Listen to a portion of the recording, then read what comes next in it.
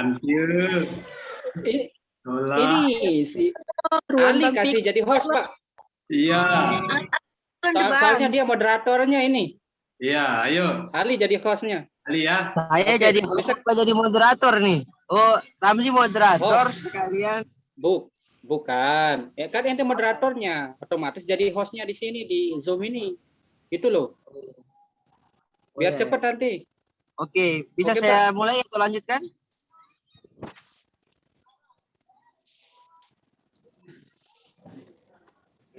Bisa kita mulai nih? Ayo, saya langsung jawab. Silahkan. Baik. Bismillahirrahmanirrahim. Mana tadi yang bertanya ini? Pak Mujib, halo? Nah, saya verifikasi langsung nanya. Moderator dulu, Pak. Buru-buru sekali mau jawab. Oh, sila, enggak. Kumpulin dulu makanya. Makanya tadi kan saya coba menyapa yang bertanya gitu. Iya, menyapa yang bertanya langsung ke Pak Mujib. Komplikasi semua, boy. Baik teman-teman, Assalamualaikum warahmatullahi wabarakatuh. Kita lanjutkan ke presentasi kelompok 1 yang dimana Ramzi selaku pemateri dalam kelompok tersebut dan saya moderator kedua dalam kelompok saya ini. Nah, jadi untuk menjawab pertanyaan yang tadi disampaikan oleh Pak Mujib ya Pak Mujib. Pertanyaannya apa tadi sih? Upaya pemerintah. Upaya pemerintah untuk meminimalisir tingkat kepadatan penduduk ya.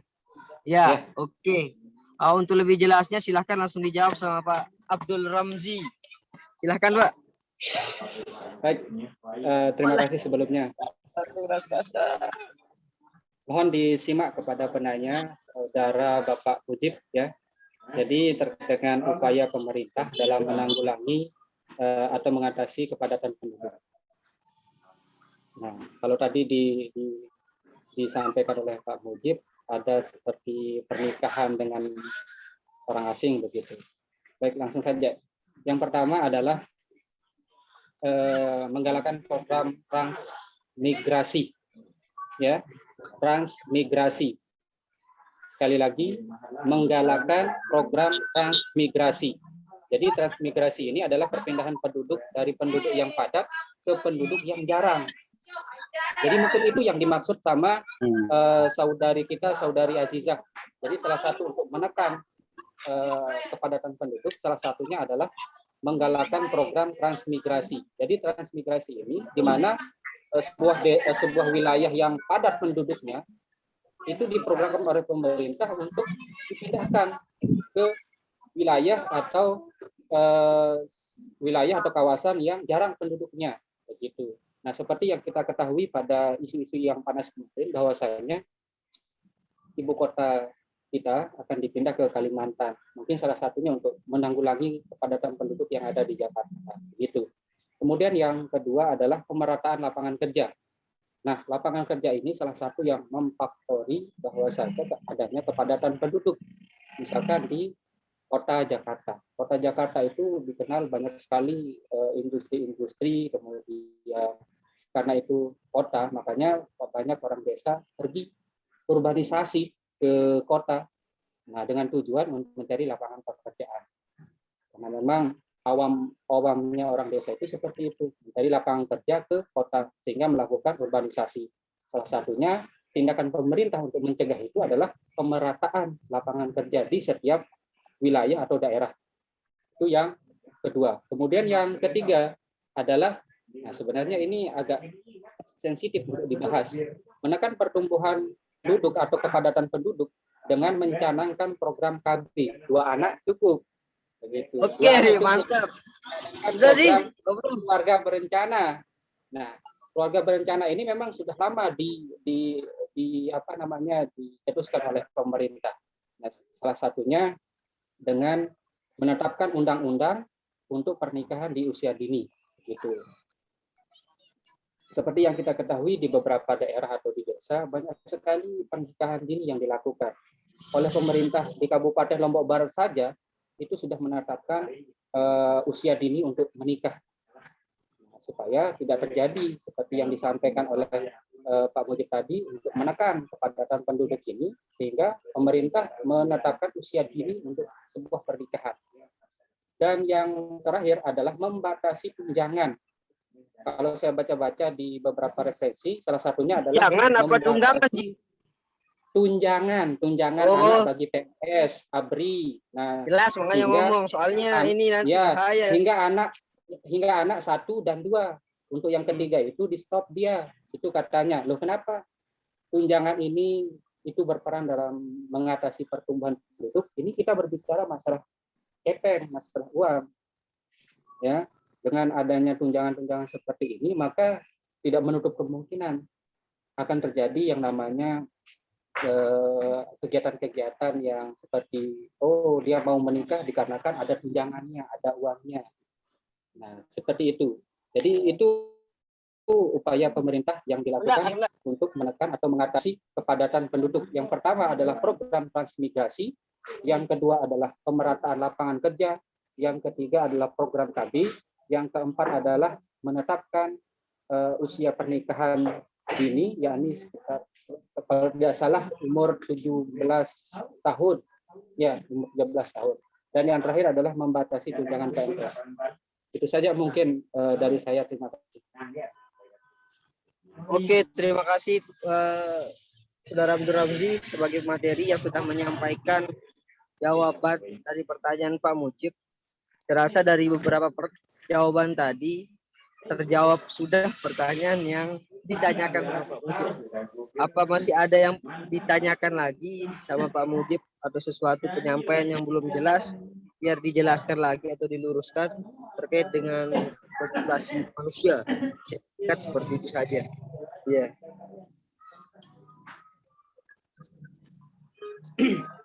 Jadi perlu saya Atau luruskan ada tadi. menanggapi lagi atau yang mau bertanya terkait dengan materi yang saat ini sedang disampaikan atau yang sedang berlangsung dalam perkuliahan kita?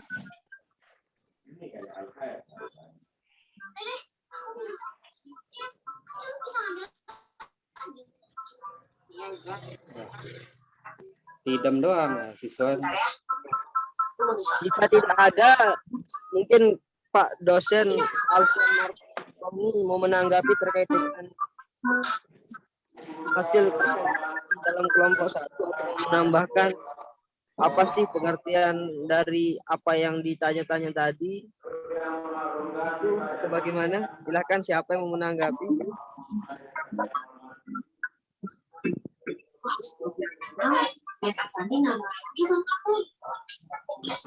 Tanya temennya dulu, moderator, ada yang bertanya? Ya, kami masih buka pertanyaan ini. Penanya berikutnya.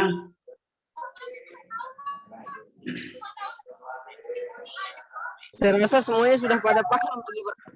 Sudah ya? Atau ya.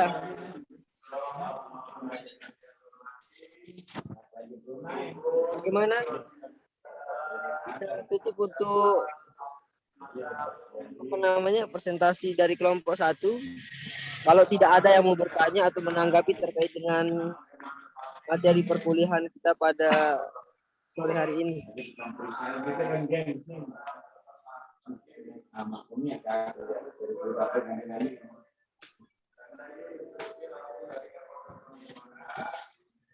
Oke, saya hitung mundur dari 3. Jika tidak ada, maka saya serahkan ke Pak dosen terkait dengan jam perkuliahan kita saat ini.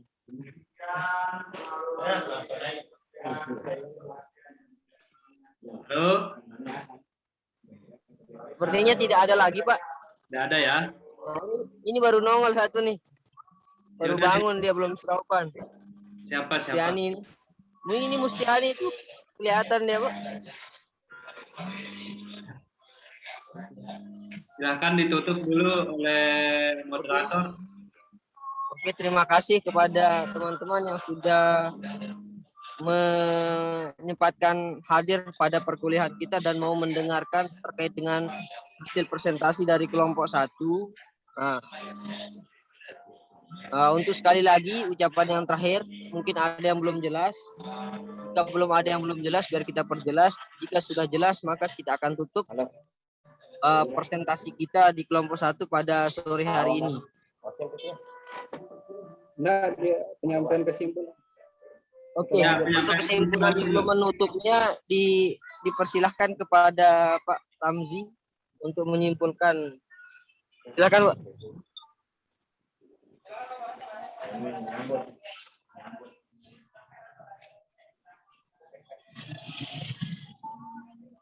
Udah? Wah, oke, langsung aja. Terima kasih. Aku ya dan baik. kedengeran nih ribut deh. Fokus Oke, ke telah. Jadi kesimpulan dari materi kami atau makalah kami terkait dengan komposisi penduduk dan penyebaran penduduk atau distribusi penduduk.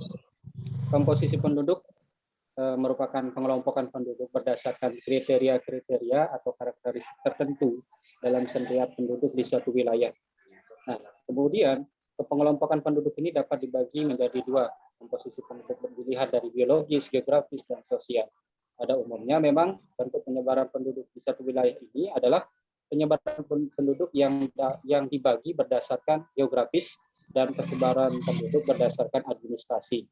Dari sini dapat kita simpulkan bahwasanya manfaat dari komposisi penduduk yaitu untuk mengetahui di mana penduduk yang produktif dan mana penduduk di suatu wilayah yang non produktif, sehingga dapat kita mengetahui angka ketergantungan penduduk, sehingga dapat dari pemerintah untuk bisa mengambil suatu kebijakan dan memberikan suatu kebijakan kepada setiap wilayah yang memiliki penduduk yang produktif dan non produktif. Itu saja mungkin kesimpulan dari makalah kami terkait dengan komposisi penduduk dan penyebaran atau distribusi penduduk. Terima kasih, kurang lebih mohon maaf. Sekian dari kelompok kami, kelompok 1. Assalamualaikum warahmatullahi wabarakatuh. Waalaikumsalam. Pak Ramzi, Ya.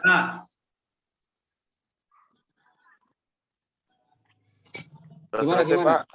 Weh. Oh, oke, selesai. Udah ketemu di rumahnya Pak Kapsek nanti sore. Nanti sore siap. Sekarang ini ada jam 6 dah di sana. Hah? Oh gitu? Jam 6 di sana. Oke, Ya. salah. Silakan Pak. Oh, di Saya rumah kembalikan Ramdan ke ketemunya. Pak dosen. Sudah Pak Wen? Udah, alhamdulillah, kasih Pak. Ya, sudah disampaikan pesannya ke Abdul Ramzi ya. Ah. Ya. Oke. Nah, selanjutnya saya ambil alih ya.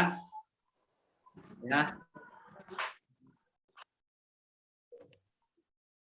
Oke, bismillahirrahmanirrahim. Assalamualaikum warahmatullahi wabarakatuh. Saya mengapresiasi kelompok 1 yang pemaparan materi, terus penguasaan materi, terus menjawab pertanyaan dari audiens atau teman-teman kelas yang lain. Saya mengapresiasi, luar biasa, berjalan dengan lancar, alhamdulillah. Selanjutnya untuk kelompok-kelompok berikutnya, seolah akan seperti ini juga pertemuan kita. Tidak jadi kendala kita untuk melakukan presentasi terkait topik atau tema yang sudah kita bagi di masing-masing kelompok ya. Selanjutnya saya akan memberikan konklusi lah terkait materi yang banyak pertanyaan tadi, bagaimana cara membatasi pertumbuhan penduduk ini ya. Ya. Nah, di sini kan bisa dilihat kan jelas ya cara membatasi pertumbuhan penduduk. Lagi-lagi presentasi kemarin ada 2, penekanan kelahiran itu ada berupa pengendalian moral, terus perbuatan buruk. Kalau di kelahiran itu baik melalui dibentuknya badan koordinasi keluarga berencana yang seperti dibilang Ramzi tadi, itu sudah jelas tadi. Penggunaan alat kontrasepsi, terus bukan mengambil alih untuk melarang orang langsung dalam jangka waktu yang singkat. Pertumbuhan penduduk kita itu terlalu cepat begitu. Melalui program pemerintah, melalui badan BKKBN ini mampu menekan pertumbuhan penduduk, kelahiran terutama, menekan kelahiran. Sekarang sudah berubah apa slogannya Mas Ramzi tadi ya. Slogannya awalnya itu dulu itu 2 anak cukup. Kalau sekarang 2 anak lebih baik. Begitu. Ya. Nah, Ya, 2 anak lebih baik. Siap, siap. nah, lebih baik karena bukan ditekan untuk dilarang melahirkan atau apa gitu, tapi berusaha untuk memberikan jangka waktu kelahiran. Maksudnya harus beda berapa tahun dari anak pertama dan kedua begitu. Ada jedanya begitu. Karena terkait kendala di kesejahteraan masyarakat juga begitu. Itu yang sangat diperhatikan sama pemerintah gitu, melalui program BKKBN, badan yang sudah dibentuk dari dulu gitu. Ya. Selanjutnya proses kematian ini juga besar pengaruhnya pengaruh mengurangi dan membatasi pertumbuhan penduduk itu karena penduduk cenderung berkurang kan, sedikit berkurang. Benar, Pak. Itu karena misery ini kan keadaan yang menyebabkan kematian baik dalam bentuk bencana alam, terus endemi pandemi begitu, itu besar juga pengaruhnya gitu, terkait pertumbuhan penduduk itu sendiri ya. Cukup jelas ya. Terus sedangkan perbuatan buruk ini homoseksual, lesbian itu juga besar pengaruhnya karena terkait sekarang apalagi kan banyak isu-isu kemarin juga homoseksual marak di kota-kota besar begitu, itu merupakan ranah kita sebagai akademisi gitu ya, mengkaji semua yang fenomena yang terjadi di masyarakat kita gitu ya.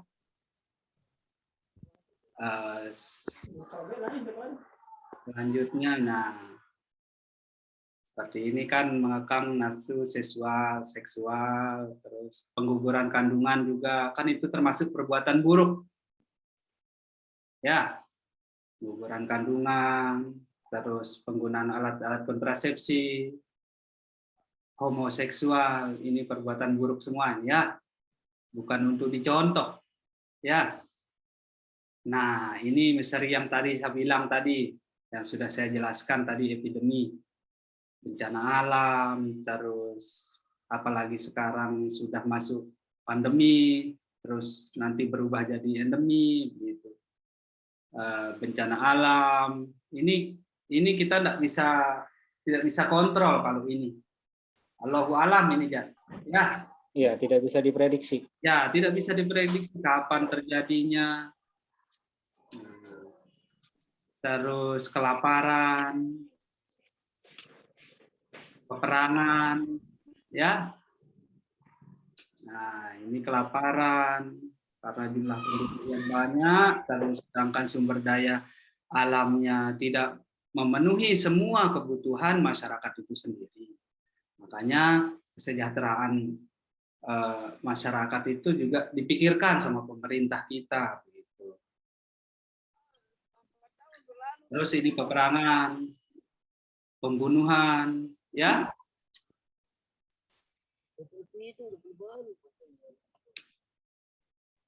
Sudah cukup jelas ya untuk bahasan materi hari ini.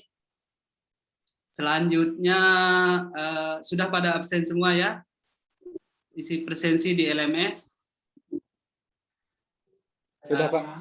Ya, sudah semua ya? Di LMS sampai jam 11 malam, jadi tidak ada yang tidak bisa bilang tidak bisa presensi lagi. Sudah pukul 4:30 ini. Minggu depan kalau bisa dua pemateri yang bisa hadir ini harusnya. Itu terkait topik dan temanya yang sama kan? Ya Ramzi ya?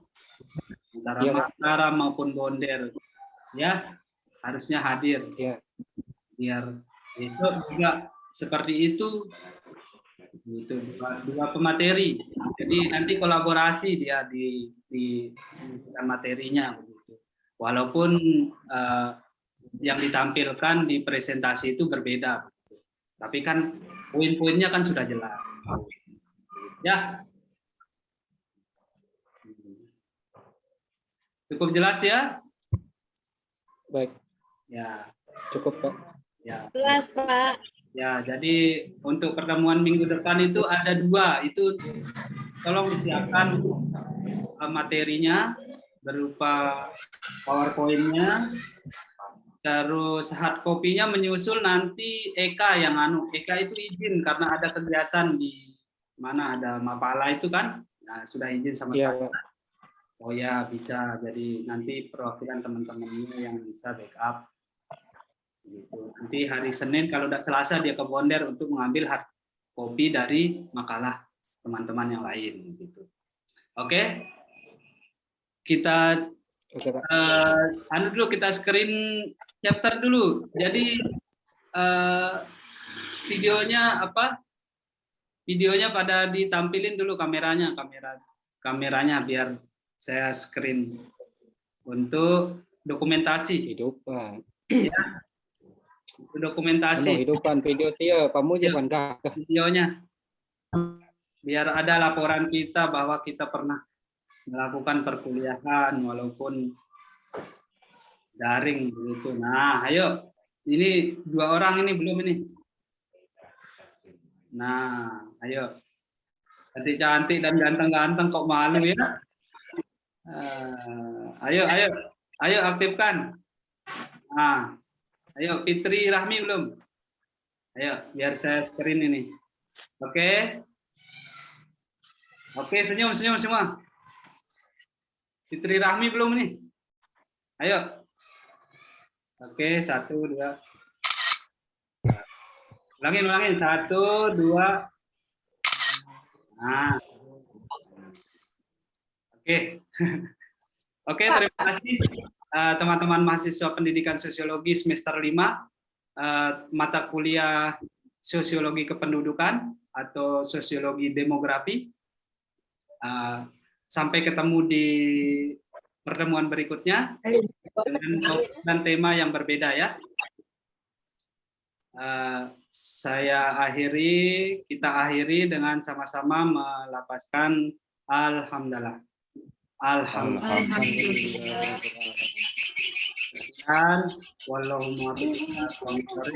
Assalamualaikum warahmatullahi wabarakatuh.